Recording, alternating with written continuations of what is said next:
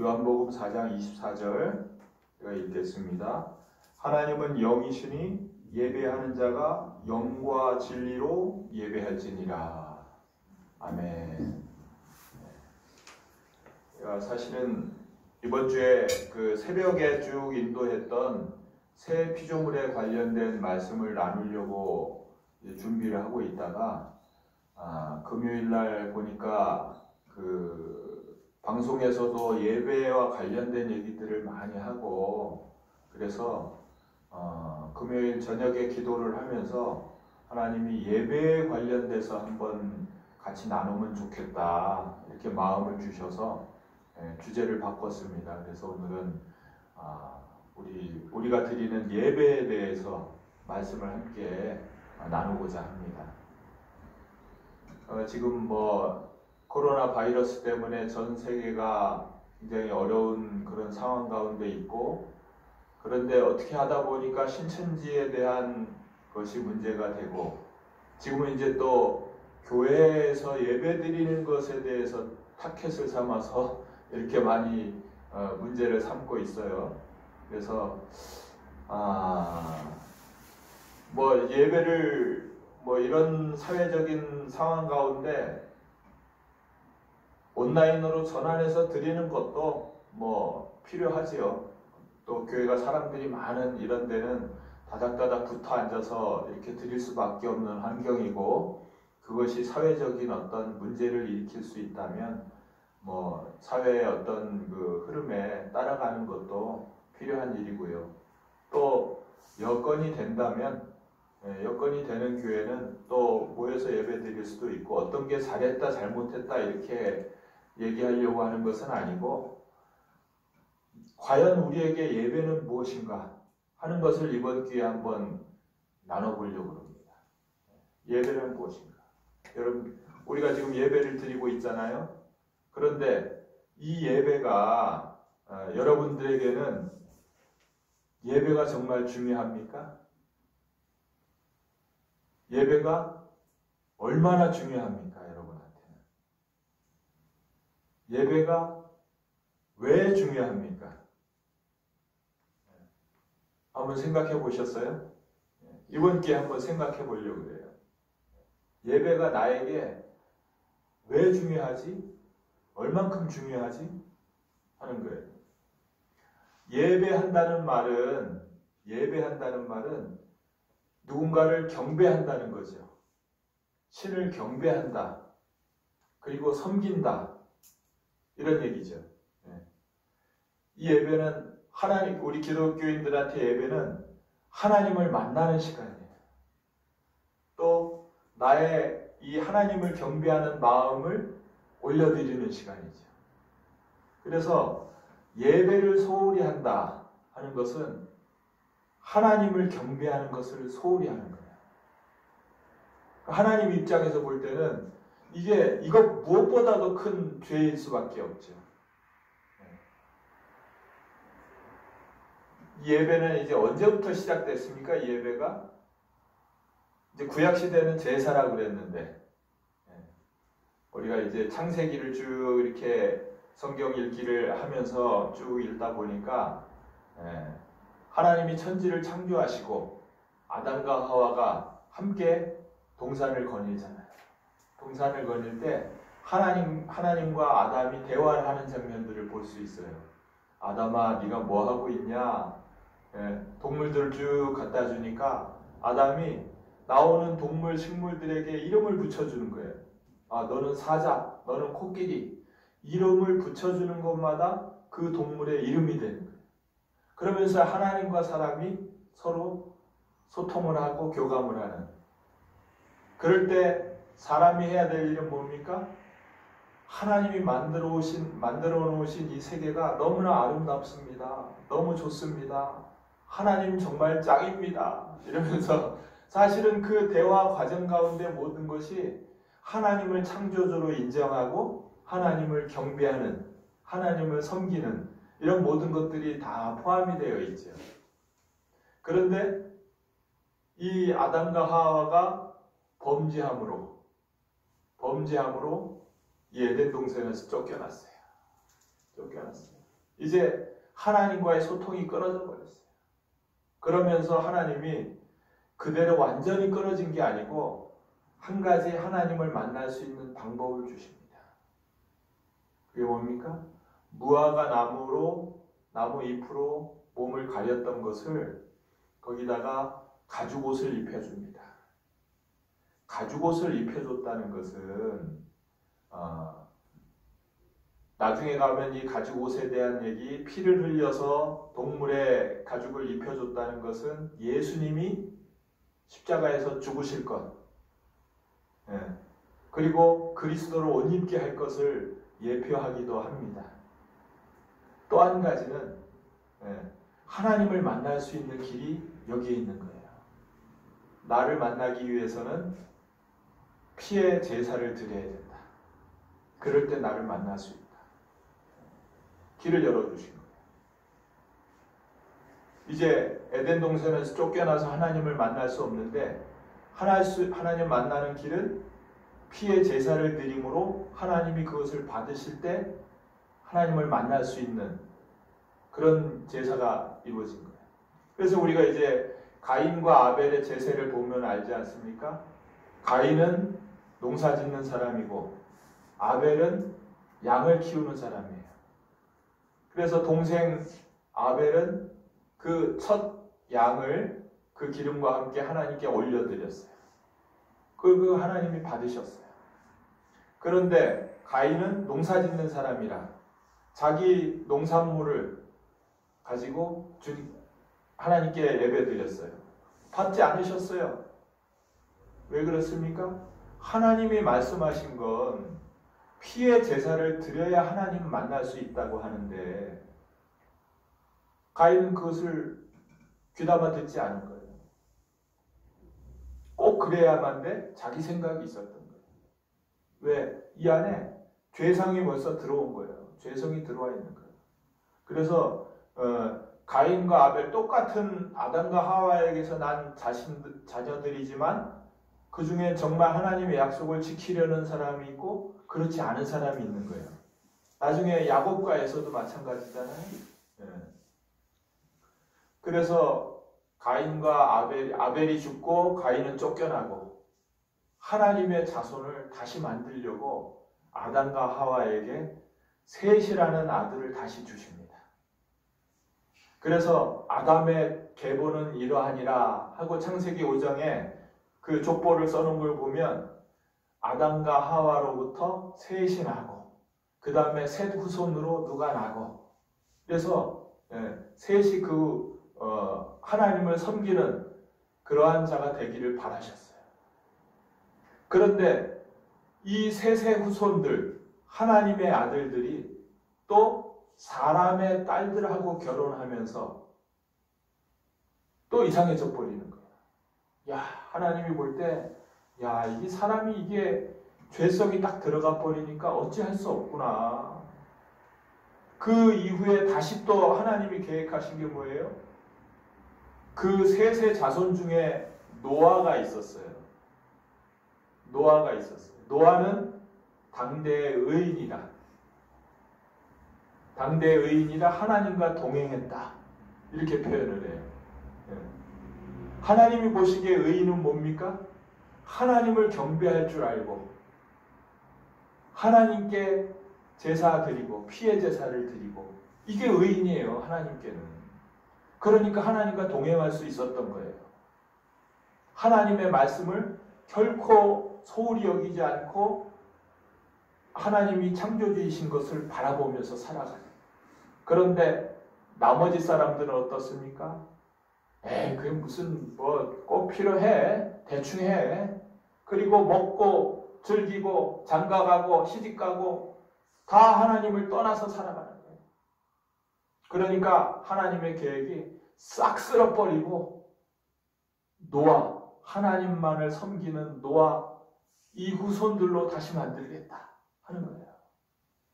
그래서 홍수가 일어나죠. 싹 쓸어버려요. 그리고 노아 후손만 딱 됐어요. 이제 하나님을 경배하겠지. 그런데 노아의 후손 중에도 셈, 함, 야벳, 그죠? 그런데 함은 그 아버지가 술 취한 그래서 자고 있는 그것에 들어가서 벌거벗고 취해서 자고 있는 모습을 보고 나와서 형제들한테 얘기합니다. 야, 우리 아버지 말이야, 의롭지라고 뭐 이렇게 하는데 술 취해가지고 지금 벌거벗고 자고 있어. 이러고 형제들한테 얘기하는 거예요. 하나님은 그걸로 인해서 함을 저주하시고 다른 형제들의 종이 되게 하시는 거예요. 하나님을 경외할 줄 아는 사람은 자기 아버지를 경외할 줄 알아야 되는 거예요. 이게 당연한 건데 그 안에 죄성이 있으니까 하나님도 섬기지 않고 자기 아버지도 경외할 줄 모르는 이 똑같은 아들들인데 그 중에 하나님을 경외하지 않는 아들이 딱 나오는 거예요.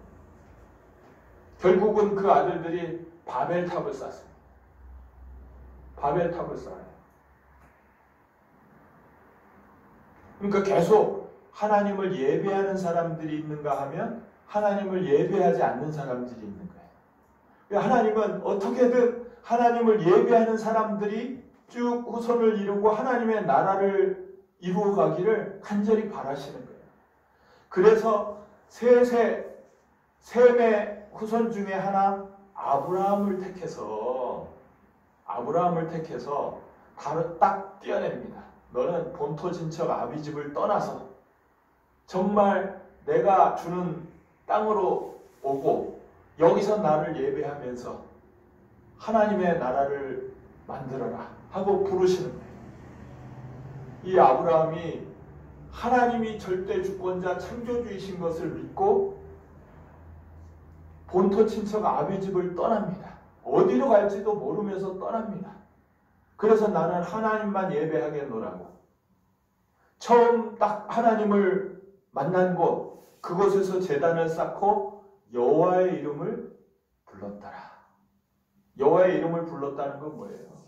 그곳에서 하나님께 제사 드리고 경배한 거예요. 그러니까 하나님이 그에게 축복해 주시는 거예요. 아브라함을 축복해 주시는 거예요. 네? 이제 이 아브라함의 자손들을 통해서 하나님을 섬기는 그런 나라가 올 것을 기대하신 거예요. 그러니까 아브라함이 전쟁에 나가서 탁 이기고 돌아올 때도 멜기세덱 제사장을 만나잖아요. 하나님의 제사장을 만나서 11조를 드립니다. 이거 뭐예요? 이 싸움에 이기게 한 건 하나님이십니다. 하나님이 함께 하실 때 이 모든 것들을 이루어 주실 줄 믿습니다. 그래서 그때부터 11조를 드린 거예요. 그러면서 나중에는 100세 주신 이삭을 다시 제물로 바치라는 말에도 순종을 합니다. 이 하나님은 아브라함에게 이 하나님은 창조주예요. 그의 믿음이 뭐라고 그랬습니까? 없는 것을 있는 것처럼 부르시는 하나님. 죽은 자를 다시 살리셔서 돌려보내실 하나님. 이 하나님으로 그대로 믿은 거예요. 절대 주권을 인정한 하나님을 경배하고 예배하는 아브라함입니다. 그 후손으로 이삭과 야곱이죠. 야곱은 보세요. 그 형 에서를 피해서 도망가면서 베델에서 돌베개를 베고 잠을 잘 때 꿈을 꾸잖아요. 꿈을 꾸잖아요. 그때 천사가 사닥다리를 타고 하늘로 오르락내리락 하는 것을 보고 야, 이곳이 베델이구나. 무슨 말이에요? 이곳이 하나님의 집이요 하나님의 문이구나. 이게 베델이라는 뜻이에요. 그곳에서 예배를 한 거예요. 나중에 가서 이제 그 아내들을 이끌고 세겜에 살다가 다시 베델로 올라오게 되잖아요. 고난을 겪으니까 하나님을 예배했던 베델로 다시 올라옵니다. 그 후손 요셉을 통해서 애국으로 옮겼다가 다시 모세를 통해서 출애굽할 때 이유가 뭔지 아세요? 너는 이 민족을 이끌고 광야로 와서 사흘길을 와서 하나님을 예배하라는 거예요. 그래서 모세가 바로에게 가서 얘기합니다. 우리는 하나님을 섬기는 민족이오니 사흘길을 광야로 가서 거기서 하나님께 제사를 드려야 됩니다.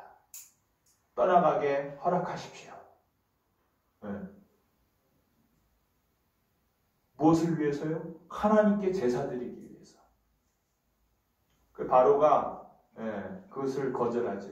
첫 번째 거절은 뭐예요? 야, 여기서 예배 드려라. 꼭 거기까지 갈 필요 있냐? 아닙니다. 하나님은 사흘길을 가라고 했습니다. 그러면 야, 너무 멀리 가지 마라. 아닙니다. 사흘길을 꼭 가야 됩니다. 그래? 그러면 너희 아내와 자녀들은 놔두고 장정들만 가서 예배 드리고 돌아와라. 아닙니다. 우리는 전체가 다 가야 됩니다. 이것을 허락해야 됩니다. 하고 애굽에서 나온 거예요. 왜 나왔어요? 우리는 하나님을 예배해야 되기 때문에. 하나님을 예배해야 되기 때문에. 그 이후에 출애굽해서 출애굽기에 보면 애굽에서 나와서 어디로 가고 또 홍해를 건너고 이런 장면들이 쭉 나오다가요. 출애굽기가 40장인데 20장까지는 그 과정을 얘기를 하고 20장 이후에 나머지 절반 20장에 걸쳐서 성막 만드는 걸 얘기를 해요. 거기서 제사 제도를 얘기를 해요. 무슨 얘기입니까? 이 애굽에 있던 백성 이스라엘 민족이 나와서 해야 될 일은 성막을 만들고 제사 제도에 따라 하나님께 예배하는 것이에요. 하나님이 이 이스라엘 민족이 하나님께 제사 지내고 예배 드리는 이것을 얼마나 중요하게 여기는지를 알 수가 있는 거예요. 그 이후에 레위기도 온통 제사 제도에 대한 얘기잖아요. 하나님께 예배하라는 거예요. 예배는 뭡니까? 제사는 뭡니까? 제사장이 예배를 드리든 본인이 직접 제사를 드리든 그 지성소에 들어가서 하나님을 만나는 거예요. 죄에 대한 희생 제물을 드리고 그걸 하나님이 받으실 때 하나님을 만나는 거예요. 하나님을 만나야 살 수 있는 거예요. 하나님을 만나야 그분이 우리를 인도하시는 거예요. 네.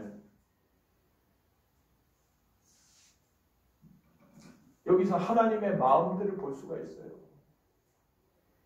이들이 정말 이 백성이 나를 경배하고 나에게 예배하고 나를 창조주로 인정하는 사람들인가?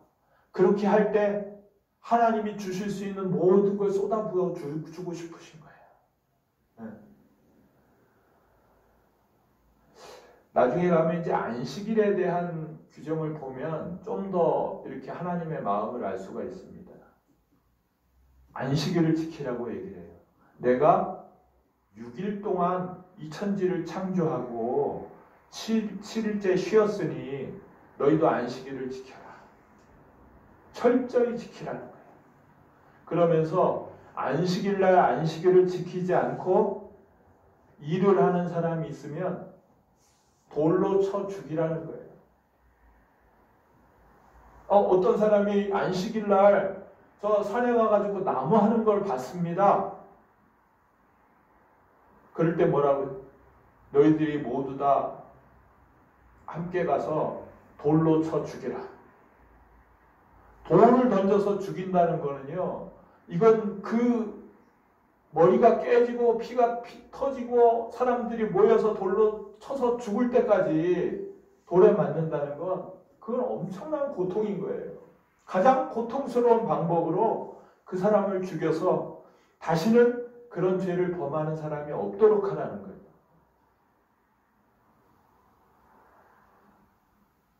이 안식일의 어떤 규정을 통해서 하나님의 마음이 보여지는 거예요. 6일 동안 천지를 창조하고 내가 하루를 쉰 것처럼 그 안식일에 정말 이 천지를 창조하신 하나님, 그 하나님을 생각하면서 하루를 보내는 거예요. 그래서 지금도 유대인들은요, 그 안식일 날은 아무것도 하지 않으려고 미리 다 준비를 해놔요. 냉장고 스위치 하나도 건드리지 않아요. 전기 스위치 하나도 만약에 불이 켜놨어야 되는데 못 켜놨네? 그럼 그냥 있는 거예요. 자기가 못 켜니까 어떤 사람은 여행객한테 잠깐 나 좀 도와주시오. 그래서 내가 저 스위치를 켜야 되는데 나는 못 켜도록 돼 있으니 당신 좀 켜주시오. 이런 에피소드까지 있을 정도로 안식일 날 그것을 범하면 그건 죽는 거예요. 하나님이 이 안식일을 어떻게 보내라고 했는지. 그래도 우리나라에도 이제 초창기에는 그런 것들을 같이 지키려고 굉장히 노력을 했었죠. 그런 때가 있었죠. 우리 어렸을 때만 해도 많은 사람들이 그랬어요. 그래서 아마도 저녁 예배가 있었던 것 같아요. 잠깐 예배 드리고 땡 하고 이제 막 놀고 뭐 이러지 않고 하루를 온전히 주님 안에서 지낼 수 있도록, 그래서 아마 저녁 예배를 만들지 않았을까 이런 생각이 들어요. 왜 이렇게 안식일을 얘기했습니까? 하나님이 만물의 주인이다. 하나님이 나의 창조주요 나의 주님이시다. 이걸 아는 백성, 이걸 아는 백성들을 내가 모으기를 원한다. 이것이 하나님 나라 백성이다.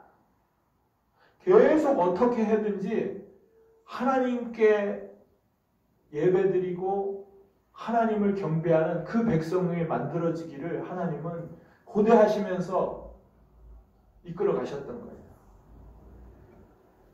이게 하나님의 나라죠. 그걸 만들어 가려고 하신 거예요. 그러면서 이 하나님을 소홀히 여기고 제사를 지내기는 하되 마음은 없고, 또 예물들도 또 눈 먼 거, 다리 저는 거 이런 거 갖다 놓고 이거 가만 안 두시고 하나님이 진노하시는 거예요.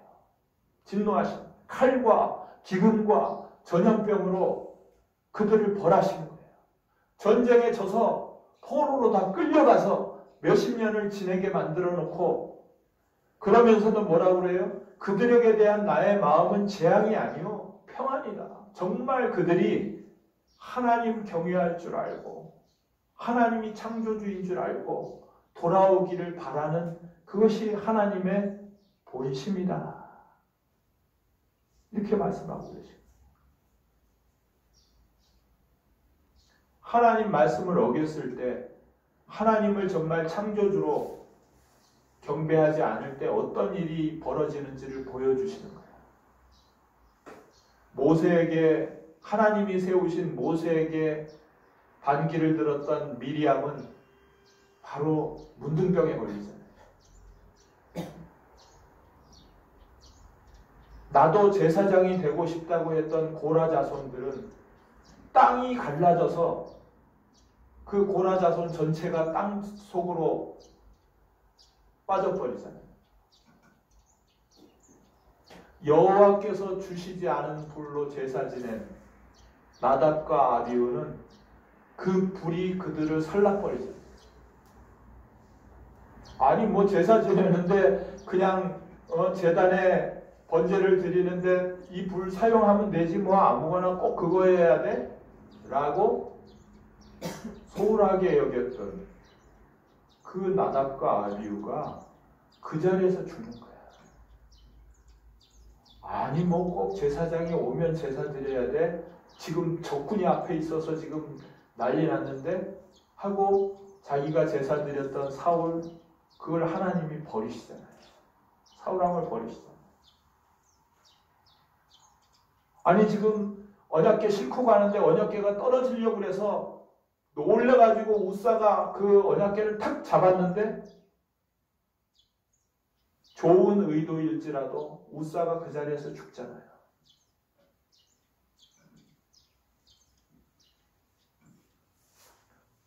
하물며 모세도 반석에게 명해서 물이 나오라고 얘기해야 되는데 자기가 반석을 치면서 내가 여기서 물을 내랴. 하나님을 경외치 않을 때 그가 가나안에 못 들어가 버리잖아요. 하나님을 정말 경배하고 그러지 않을 때 어떤 일이 벌어지는지를 보여주신 거예요.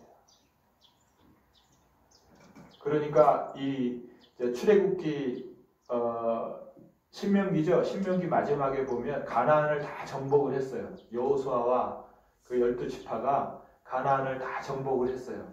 이 요단 동편으로 가 있는 두 지파 반이 다시 요단 동편으로 돌아갔어요. 돌아가서 거기다가 요단가에다가 제단을 쌓습니다. 그랬더니 그들의 뜻은 요단 동편이나 서편에 있는 사람들 모두 다 하나님이 우리를 이렇게 지키셨고 여기에 경계를 지경을 만드신 거라는 의미로 제단을 쌓았는데 나머지 10지파 반이 이걸 오해하고 군사를 일으켜요. 저들이 하나님 말고 다른 신을 섬기려고 제단을 쌓는 것 같다. 저들이 형제일지라도 저들을 다 진멸해야 된다. 군사를 일으켜서 전쟁하려고 쳐들어가는 거예요. 왜 그렇습니까? 저들이 비록 지금까지 우리의 형제였고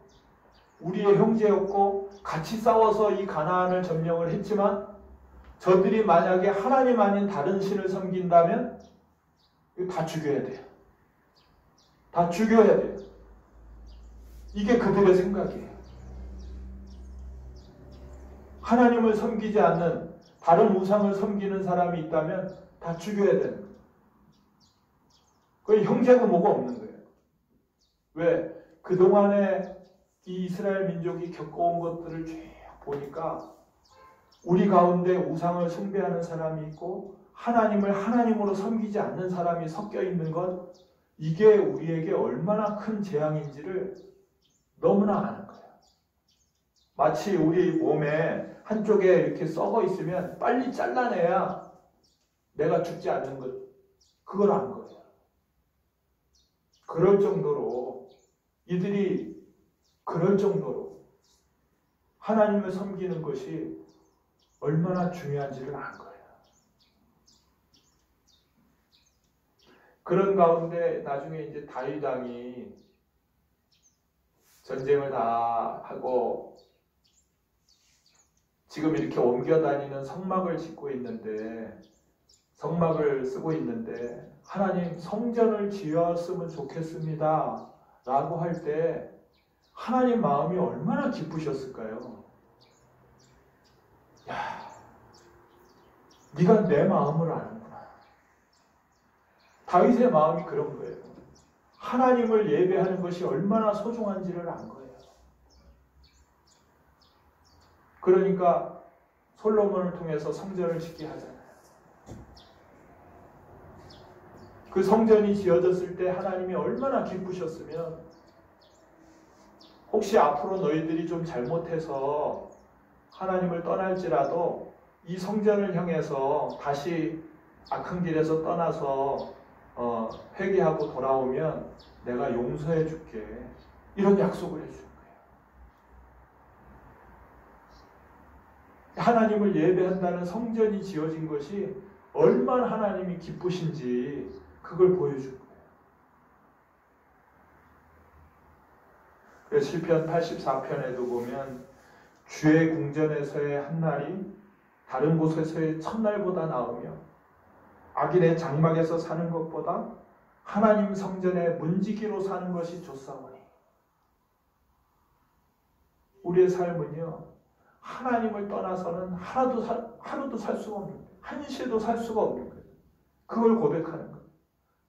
우리는 하나님 없이는 살 수 없습니다. 이게 구약의 역사예요. 아담부터 시작해서 쭉 성경이 구약을 쭉 이끌어 나온 하나님이 보시는 이 나라는요, 예배하는 자와 예배하지 않는 자, 하나님을 섬기는 자와 섬기지 않는 자, 그 가운데서 계속 하나님을 예배하고 섬기는 자를 끌어내서 하나님 나라를 만들려고 시도하시고, 또 그래도 안 되면 또 다시 하나님 나라를 섬기는 자로 만들려고 시도하시고, 또 이 백성을 만들어 놨는데도 또 우상을 숭배하면 어떻게든지 이들을 전쟁을 통해서든 칼과 기근과 전염병을 통해서든 하나님만을 예배하고 경배하는 그런 민족을 만들려고 하나님이 이끌어 오셨던, 이것이 구약의 전체의 역사인 거예요. 전체의 역사. 근데 사실은 이렇게 해서 안 된다는 걸 보여주신 거예요. 사람이 죄성이 딱 들어오고 교만하고 하나님 앞에 목이 굳은 백성이요, 이래가지고는 아무리 율법을 줘도 이들이 그것을 온전히 지킬 수 있는 자들이 아닌 것을 보여주신 거예요. 안 되는 거예요.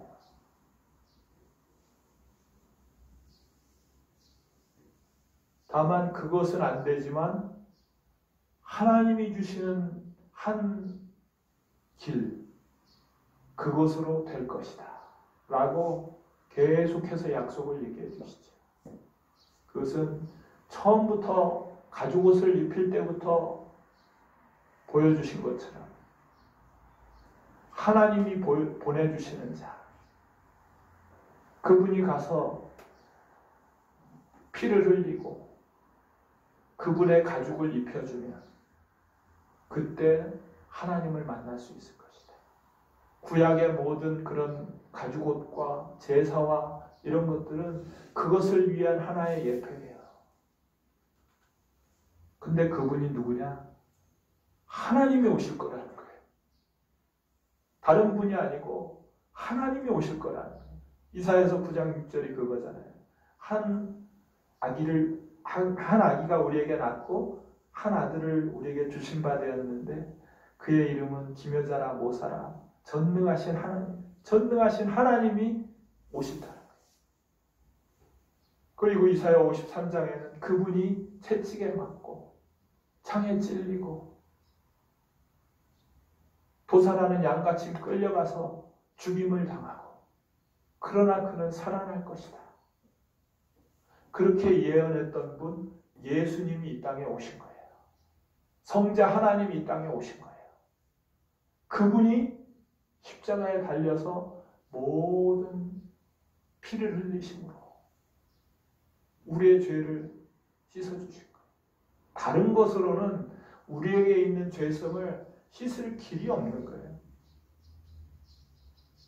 예수님의 피, 성자 하나님의 보배로운 피, 이 보혈이야말로 유일하게 우리의 죄성을 씻어줄 수 있는 거예요. 그래서 히브리서에 보면 너희가 예수의 핏부림을 받아 악한 양심에서 벗어나고, 이렇게 우리가 악한 양심에서 벗어날 수 있는 길은 예수의 핏부림을 받는 방법뿐이 없는 거예요. 그 일을 이루어주신 것이고요. 이제 구약시대에는 제사장만 그 휘장 안에 지성소에 들어갈 수 있었던 것을 이제 예수님이 십자가에서 죽으실 때 그 휘장이 갈라짐으로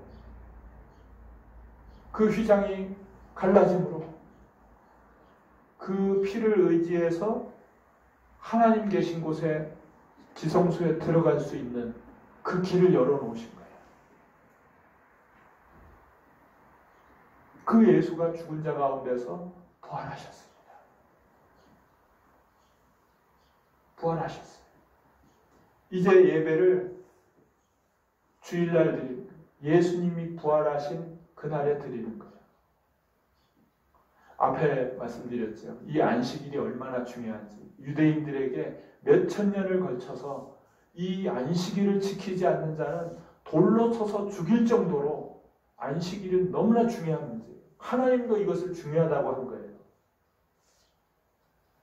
그런데 이 안식일을 폐하고 예수님 부활하신 날에 모여서 예배드린다?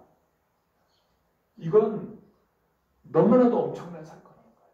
이걸 바꿀 수 있다는 거, 이건 하나님이 허락하시지 않으면 안 되는 일이에요. 그런데 왜 이렇게 했습니까? 이제 우리가 노력해서 율법을 지켜서 하나님 앞에 갈 수 있다는 그 옛 언약 자체가 끝났고, 이제 예수님이 오셔서 죽었다 부활하셨으니 새로운 시대가 열렸다는 것을 선포하고 있는 거예요. 이 새로운 시대의 선포는 예수님의 부활인 거예요. 예수님이 부활하셨고 하나님이 이 땅에 오셨구나. 우리가 이 하나님을 만나려고 제사 드리고 피의 제사를 드리고 했던 수천 년의 그 기간에 그래도 안 됐던 모든 것을 이 하나님이 오셔서 죽고 부활하심으로 완성하셨다는, 하나님이 오셔서 완성해서 새로운 시대가 열렸다는 것을 보여주는, 이게 우리가 주일날 예수님 부활하신 날 예배 드리는 거예요. 새로운 시대가 열린 거예요. 이제는 우리의 힘으로 노력으로 하나님께 나아가는 것이 아니고 하나님이 주신 방법, 부활하신 날 예배드리며 하나님께 나아올 때 하나님을 만날 수 있는 길을 열어놓으신 거예요. 그래서 그러니 이제 히브리서 10장 24, 25절에는요. 너희는 서로 돌아보아 사랑과 선행을 격려하며 모이기를 패하는 어떤 사람들의 습관같이 하지 말고 오직 그날이 가까움을 볼수록 더욱 그리하자. 예배 시간은 정말 내가 하나님으로부터 무엇을 받는 지대보다는 오히려 내가 나를 하나님께 드리는 시간이에요. 나를 천지 창조주이신 하나님께 드립니다. 모든 것이 주님 것입니다. 나의 시간도, 나의 인생도, 나의 재물도, 나의 재능도 모든 것이 주님 것입니다. 하면서 주님께 드리는 시간이에요.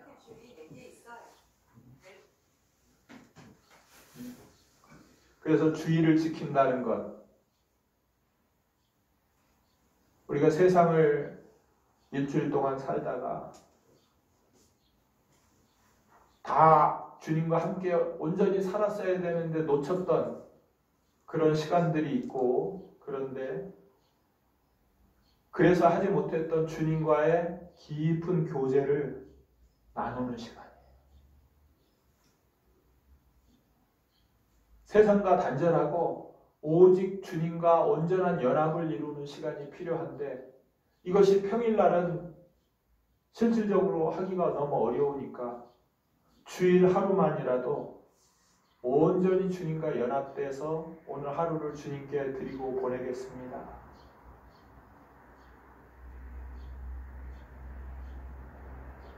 그래서 우리가 찬양을 주님께 올려드리고, 그동안 주님과 함께 하지 못했던 회개를 주님께 올려드리고, 나의 마음의 헌신을 주님께 올려드리고, 주님의 말씀을 듣고 거기에 온전히 순종할 내 마음을 내어드리고, 또 모든 것이 주님 것이라는 것을 표하기 위해서 헌금을 내어드리고, 이런 거죠. 그래서 이 예배는 예배 인도자가 어떻게 하네? 설교자의 설교가 어떻네? 야, 오늘 성가대가 이랬네? 네? 그걸 잘하나 못하나 평가하는 시간이 아니에요. 내가 주님께 예배드리는 시간이에요. 찬양을 해도 내 찬양을 주님께 드리는 거예요. 기도를 해도 나의 기도를 주님께 올려드리는 거예요. 말씀을 들어도 하나님의 말씀에 내 마음을 내어드리는, 내 마음을 드리는 시간인 거예요. 나 자신이 하나님께 드려지는 시간. 이게 영과 진리로 하나님께 예배하는 거예요. 그런데 이것이 이제 그냥 내 머리로 하는 것이 아니라 성령의 임재가 있어야 되죠. 성령이 함께하는 거죠. 예. 함께할 때 역동성이 있는 거예요. 함께할 때. 예수의 모친 마리아가 그 침례 요한의 성령이 역동함으로 성령이 그 안에서 뛰놀더라 이런 표현이 있었던 것처럼 두세 사람 이상이 예수를 주로 모신 두세 사람이 함께할 때 성령을 모신 사람들이 함께할 때 그 역동이 일어나는 거예요. 역동이. 물론 혼자 있을 때도 하나님을 만날 수 있어요. 만날 수 있지만 그것은 굉장히 제한적이에요. 함께할 때 그리스도의 몸이 하나 된 것처럼 그 안에 역동이 일어나는 거예요. 예를 들어서 아브라함과 롯 같은 경우에 아브라함과 함께 있을 때는 함께 축복을 받고 역동이 일어났지만 딱 떨어져서 소돔과 고모라에 딱 가니까 힘이 없는 거예요. 변화시킬 힘이 없는 거예요. 제자들도요. 전도하러 하나님 예수님 보낼 때 혼자 보내지 않아요. 둘씩 짝지어서 보내요. 왜? 혼자 하는 것과 둘이 가는 것은 이건 큰 차이가 있는 거예요. 성령의 역사가 있기 때문에. 물론 혼자 있을 수도 있지만 바울도 늘 그를 동행하는 사람들이 있었던 거예요. 그래야 더 큰 역동이 일어나기 때문에. 성령의 역동이죠. 그래서 하나님의 피로 사신 교회, 이 교회라는 것 자체가 공동체예요. 함께하는 거예요. 하나님은 공동체가 만들어지길 원하십니다. 한 명이 하나님 앞에 꼬꾸라지는 것도 중요하지만 공동체가 만들어지는 거에 하나님의 피를 주신 거예요. 그걸 통해서 이 공동체가 정말 하나님의 나라, 하나님을 진정으로 예배하는 그런 공동체가 되기를 간절히 바라고 계신 거예요. 그런 공동체가 어디 있나 찾으시는 거예요. 그런 공동체에 하나님의 모든 것을 부어주시기를 원하시는 거예요. 이건 개인의 문제가 아닌 거예요. 초대교회도 각자 신앙생활 한다면 뭐 핍박받을 일이 뭐가 있겠어요. 드러나지 않고 혼자 그냥 예배 드리면 되지. 그런데 공동체로 모이려다 보니까 이걸 핍박이 들어오기 시작하는 거예요. 혼자 조용히 뭐 예배 드리고 하는데 누가 뭐라고 모이다 보니까 핍박하는 거예요. 또 가만히 있으면 괜찮은데 전도하니까 핍박하기 시작하는 거예요. 공동체는 모이고 전도하는 것. 이거 안 하면 누구도 뭐 얘기 안 해요. 모이고 전도하니까 이게 전도도 이게 내 사는 이유고 내 생명보다 귀한 것이기 때문에 하지 말라고 해도 하는 거예요. 야, 내 안에 내가 하나님과 함께 살고 있는데 저 사람은 그것을 몰라서 지금 지옥 가고 있는데 이게 전하지 않을 수 없는 거예요. 그 초대교회 교회 공동체가 핍박받은 건 모이고 전도하기 때문에 핍박받은 거예요. 하나님 말씀대로 살려다 보니까 이게 하나님의 피로 사신 공동체. 사실은 우리의 삶이 주일 예배만 잘 드리면 되는 건 아니에요. 사실은 하나님과 늘 함께하는 삶이 이어지는 것이 돼야죠. 주일 예배를 잘 드린다는 것은 하한선이에요. 하한선 사실은. 그걸 통해서 일주일을 살 수 있는 힘이 생기는 하한선이에요. 최소. 그러다가 이제 더 깊은 사람들은 더 수준을 요구를 하게 되죠. 주일 예배 드리고 또 그것으로 부족한 사람들은 수요일이나 뭐 금요일 예배도 드리고 그래서 그 예배들을 만들어 놓은 거죠. 또 매일 새벽 예배를 드리고 예를 들어서 예수님도 매일 새벽 미명에 주님께 나와서 기도하잖아요. 또 더 필요하면 하루에 2번 정도 기도하고, 더 필요하면 하루에 3번 기도하고, 어떻게 보면 부족한 사람도 더 드려야 되지만 더 알아가는 사람도 더 깊이 그 하나님의 능력이 필요하기 때문에 계속 더 나아갈 수밖에 없는 거예요. 그래서 다니엘은 하루에 3번씩 기도하지 않을 수 없었던 거예요.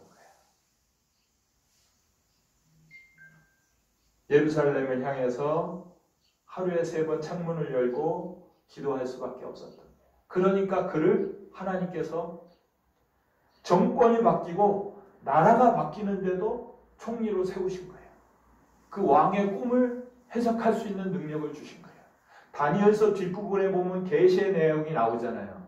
묵시의 내용이. 이게 요한계시록을 해석하는데 함께 쓰이는 내용들이 나오는 거예요. 그가 하나님께 더 깊이 들어가서 하나님과 만나는 깊은 시간들을 가지니까 하나님이 다니엘을 사용하시는 거예요. 주일 예배는 한선이고 더 깊이 들어갈 때 그가 하나님과 더 깊은 교제를 누리면서 하나님과 동행하는 삶을 살게 되는 거예요. 결국은 매일 매 순간이 하나님을 만나고 하나님과 함께하는 시간인 거죠.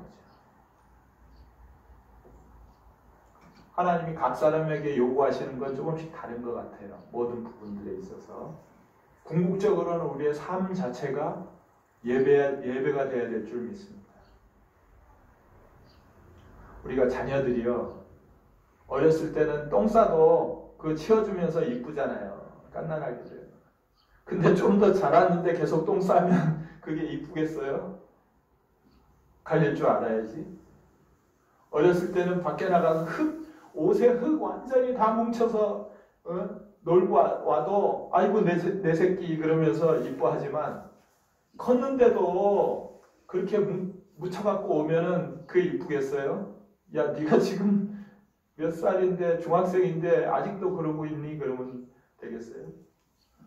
우리의 신앙도 어렸을 때는 최소한의 이런 것들로 만족하겠지만 시간이 가면 그만큼 성장해야 되는데 언제까지 갓난아기로 그렇게 있어서 단단한 음식을 먹지 못하고 젖을 줘야 되겠느냐? 바울이 얘기하잖아요. 우리가 하나님 앞에 헌신하고 동행할 때 세워지는 거예요. 영적 예배인 거예요. 우리가 이제 그리스도인으로서 살아가는데 예배는 하나님께 우리는 영적 예배를 드리는 거예요. 로마서 12장 1절에 우리 몸을 하나님께 온전히 드리는 것. 이게 영적 예배. 우리가요, 그리스도인으로서 하나님께는 예배를 드리고 또 주변에 있는 믿는 사람들에게는 교제를 하고 또 믿지 않는 불신자들에게는 전도를 하는 거예요. 그죠? 예배와 교제와 전도가 이루어지는 거예요. 그 중에 기초가 되고 가장 중요한 건 뭐겠습니까? 당연히 예배예요. 하나님과 예배하고 하나님과 동행이 이루어지지 않으면 교제도 안 되고 전도도 안 되는 거예요. 하나님과의 예배를 통해서 하나님과 동행하는 게 이루어져야 나머지 삶이 이루어지고 교제도 되고 전도가 되는 거예요. 교제와 전도가 제대로 되지 않는다면 이건 하나님께 제대로 된 예배가 드려지지 않기 때문에 그런 거예요.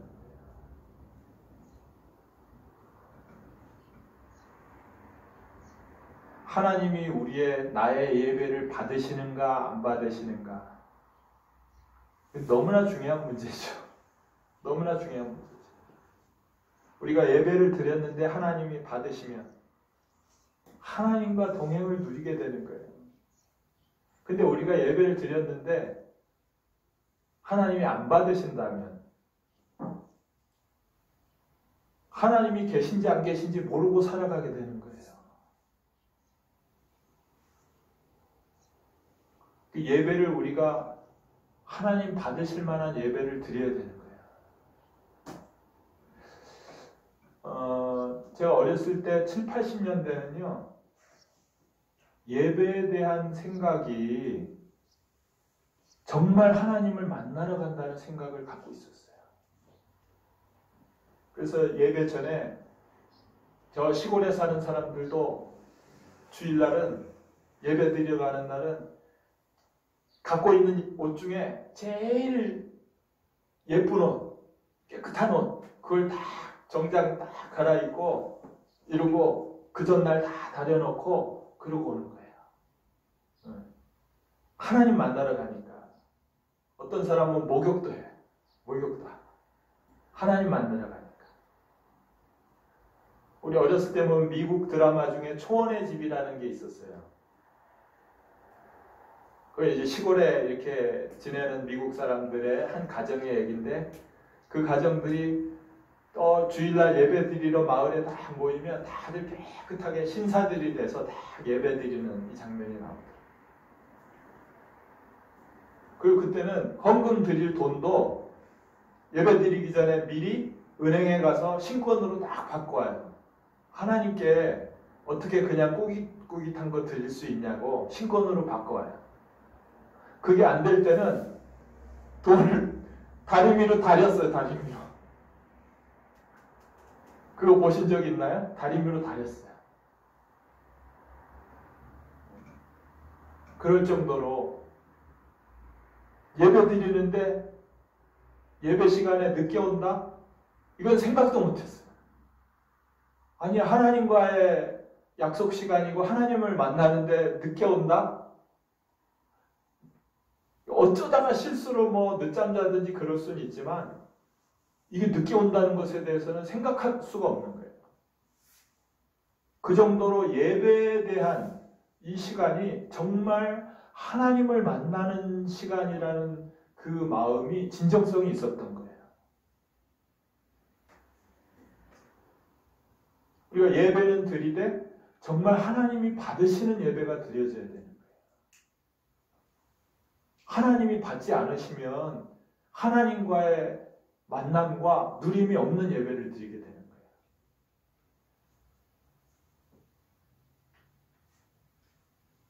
요즘 청소년들은요, 예배 시간에 핸드폰 만지작하고 게임하고 예배 중에 전화 오면 전화 받으러 나가요. 이게 말이 안 되는 소리인 거예요. 예전엔 있을 수 없는 일인 거예요. 예배 중에 하나님을 만나고 있는데 문자도 막 보내고 그 예배에 대한 이것이 예배가 뭔지를 잊어버린 거예요. 지금 예배를 잘 드려서 대박난 사람들이 있고요. 예배 한 번 못 드려서 완전히 종친 사람들이 있는 거예요. 아까 얘기했지만 사울이 그랬고요. 종쳤어요. 우사가 그랬고요. 나답과 아비후가 그랬고요. 아나니아와 삽비라가 그랬고요. 예배 한 번 잘못 드리는 것이 내 예배를 정말 하나님이 받으시느냐, 받지 않으시느냐. 너무나 중요한 거예요, 이게. 예배를 소홀히 여기는 마음을 갖고. 마음이에요, 마음. 내 안에 이 예배, 하나님과 만나는 이 시간에 대한 마음을 어떻게 갖고 있냐. 우리의 예배가 정말 하나님께 상달되고 기뻐 받으실 예배가 되어야 될 줄 믿습니다. 영과 진리로 드리는 예배가 되어야 될 줄 믿습니다. 우리의 삶이 예배가 될 수 있도록 더 깊이 하나님과의 만남이 이루어져야 될 줄 믿습니다. 요즘 하도 이제 이런 어려운 시국에 예배를 드려야 되느냐 말아야 되느냐 그 교회마다도 다르고 각자의 생각도 다르고 여러 생각들이 있다 보니까 과연 우리는 예배를 어떻게 생각하고 있는가 여기에 대해서 한번 정리해 볼 필요가 있어서 한번 이제 말씀들을 쭉 찾고 저도 좀 기도하면서 이런 말씀들을 나누었습니다. 정말 이 하나님께서 우리에게 예배를 자유롭게 드릴 수 있게 해주셨다는 것, 이것이 얼마나 감사한 일인지 몰라요. 지금도 예배를 드리고 싶어도 드릴 수 없는 사람들이 얼마나 많습니까? 우리의 예배가 정말 우리 마음으로부터 하나님을 만나는 예배, 정말 하나님과의 누림이 있는 예배, 하나님께서 받으시는 예배가 되어서 우리의 마음이 하나님께 상달되는 그러한 저와 여러분이 되시기를 축원합니다. 기도하겠습니다. 기도하겠습니다. 사랑의 하나님 감사합니다. 정말 어려운 시국 가운데도 우리가 하나님 앞에 예배드리며 주님 만날 수 있는 시간 갖게 하신 것 감사드립니다. 하나님께서 원하시는 것은 정말 우리의 마음인 줄 믿습니다. 우리의 마음을 온전히 주님께 드리고 주님과 함께 하기를 원하며 정말 하나님을 창조주요 나의 주인으로 모시고 살아가기를 원하시는 줄 믿습니다. 이 한 번 한 번의 예배가 이것을 기억하게 하시고 성령으로 운행하셔서 우리의 삶 전체가 하나님께 드려지는, 하나님께서 기뻐하시는 하나님의 자녀로서의 삶, 하나님 백성으로의 삶이 될 수 있도록 인도하여 주시옵소서. 감사하며 우리 주 예수님 이름으로 기도드립니다. 아멘.